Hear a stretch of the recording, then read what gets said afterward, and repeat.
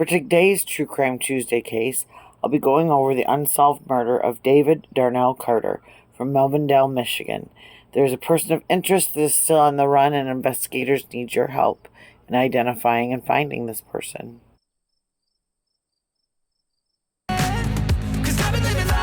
Hi there, and welcome to my channel.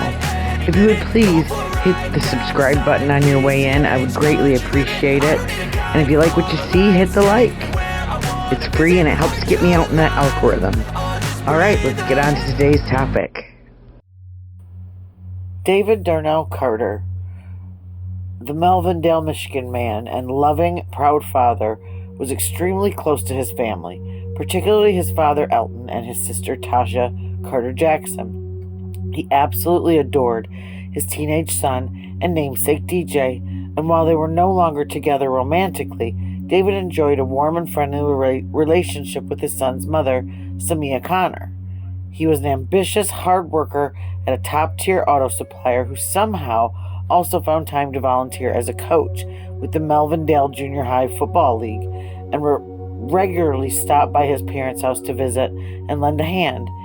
And as if this weren't enough, the 39-year-old had also recently launched his own clothing line, Lavish Habits Clothing. When colleagues called his family on October 2nd, 2018 to report that David had not shown up for his job at Magna Seating Plant in Highland Park, Michigan for the last 3 days, the family knew immediately something was wrong. The single father had last been seen by family and friends attending DJ's football game on September 28th. His girlfriend of 6 months, Tamara Tammy Williams, was also at the game with David, but the two did not sit together. When later asked, David's sister Tasha stated that she believed her brother was in the midst of a breakup with Tammy because of what she called the woman's possessive behavior. David was next due at work on September 30th, and his scheduled shift that Sunday would have paid triple time. It is certain that the exacting and responsible dad would not have missed the opportunity for a fat paycheck on a whim. Additionally, that same day, DJ was supposed to see his father, but both he and his mother received a rather curt text from David's phone stating that he wasn't feeling well and he had to cancel the visit. Considering his son was his world, this seemed to be uncharacteristic of David. DJ went over to his dad's residence at the Gale Gardens Apartments anyway, and once there encountered Tammy outside the home taking out some trash. DJ later maintained that when she spotted him, she hurriedly ran inside the apartment, locking the door behind her. When he used his key to open the door and eventually gained entry into the apartment, she claimed David was out walking, despite his alleged illness. After the phone call from David's job, Tasha and her husband Derek went over to the Gale Gardens apartment to determine what might be going on. To their consternation, they found David's car in his parking spot as usual, and the apartment door unlocked. Knowing her brother's tendency to be extremely security-minded, Tasha called her father, Elton, and DJ's mom, Samia, to accompany them, and together they entered the apartment only to find a terrifying scene. The normally spotless bedroom where her exacting and orderly brother slept looked like the scene of a horrific crime. The bed was unmade, and there was a gunshot hole and bloodstains on the mattress. Blood was also found on the carpet beneath the bed, and David was nowhere to be seen. When Tasha called Tammy to ask where David was, his girlfriend claimed she did not have a clue. Worried sick, the family immediately reported David missing to the Melvindale Police Department. The following day, police called Elton about a discovery made in Ohio about 95 miles away from David's home. On October 1st, a Department of Transportation worker had discovered a weird-looking sleeping bag in the weeds along I-75 in Eagle Township. The sleeping bag contained the lower torso and legs of a human being. When the authorities asked Elton whether David had a tattoo of a pit bull on his upper left leg, Elton knew that his son had been located.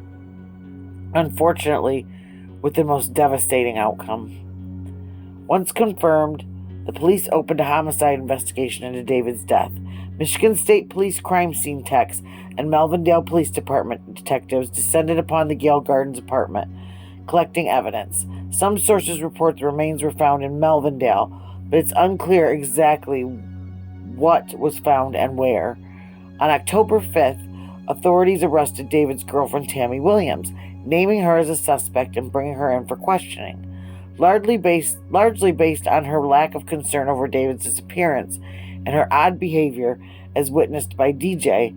However, under Michigan law, police were only able to detain her for 3 days before they were forced to let her go due to a lack of evidence of her involvement. She remained a person of interest on authorities' radar.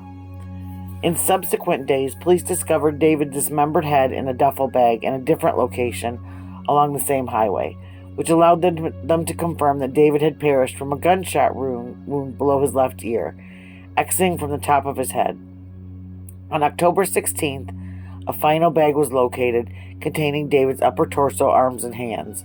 The quietly ambitious, unassuming man who had lived for his son, his family, and his work met a fate dreadful beyond words. Dismembered and discarded like trash along a bleak stretch of I-75, 100 miles from home and family. But at whose hands? Authorities had compelling theory, particularly after Tammy, the primary person of interest in the murder, fled the area.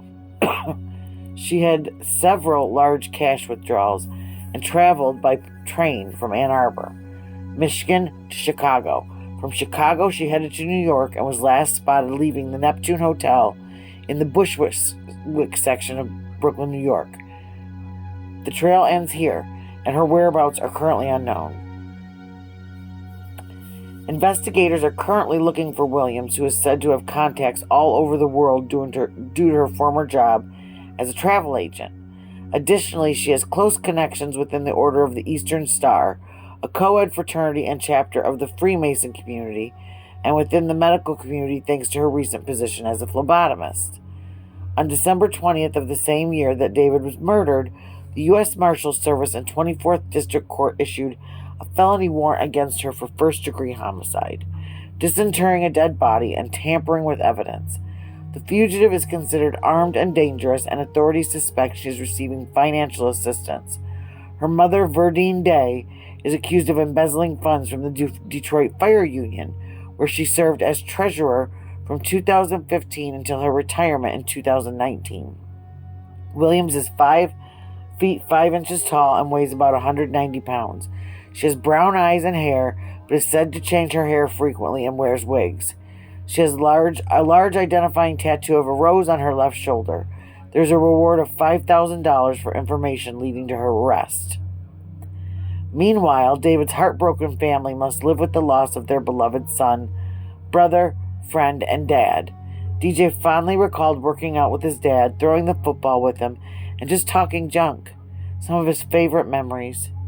David's sister Tasha was overwhelmed by the outpouring of love and affection from friends and family at his vigil and balloon release, which took place days after the discovery of his remains, and his father Elton declared that whoever did this took the best of us. DJ remembers his father's constant guidance to keep grinding no matter what, advice he tries to follow every day of his life. David's family had nothing but praise for the Melvindale Police Department's handling of the case, and we can only hope that recent attention to his case, thanks to the Unsolved Mysteries episode, Body in Bags, will encourage authorities to keep grinding and ultimately bring David's killer to justice. Any information you have about the whereabouts of Tamara Williams, they can be reported to 1877-wanted2. That's 1877-926-8332. That goes to the U.S. Marshals. There's also U.S. Marshals, USMARSHALS.gov/tips. There's also a QR code that I'll be putting up in the video too. If you have any tips or anything that can find this woman, she's a person of interest. It kind of looks like she did it, but innocent until proven guilty. So today was kind of quick. It's shorter than my usual broadcast that I do, but I have got a farmer's market sale coming, a huge one. It's a 3-day one, 12 hours a day for my nails that I'm doing in my nail supplies. So I may be doing lots and lots of that. I will have another Crimecast episode come out Thursday. I don't know what time yet, but I'll be working on that. And until then, I hope you all have a wonderful, wonderful True Crime Tuesday. Stay safe out there.